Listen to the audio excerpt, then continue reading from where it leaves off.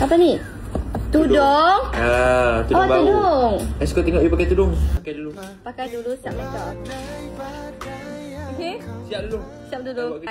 Terima kasih Tati Eka. Terima kasih. So next step, saya nak guna ni kaca yang saya baru beli punya. 1,500. 500. Selepas diskaun 1,200.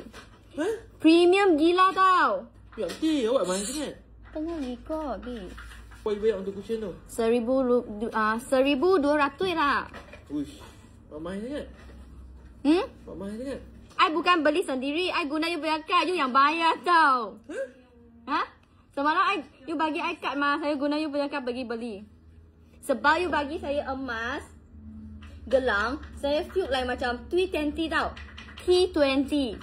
So saya nak feeling macam orang kaya lah. Ni kacak-kacak macam tu. Duit I tau. Tak apa, you usaha cari rezeki untuk you punya future, my wife mah. Tengok. Ada beza tak? Dia full coverage tau. Tengok. Saya separuh muka. 1,200. Nah. Tak apa. Kalau bukan, kalau orang rasa you yang beli, mesti orang rasa you kaya, you sayang you punya isteri. Ni kalau tak okey ni, I mesti minta refund balik bang. Selepas saya pakai macam kacak tak? Cepat lepas siap. Cepat nak keluar ni. Okey.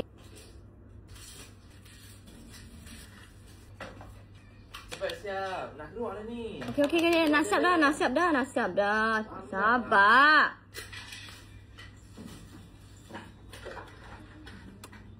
Okey, siap.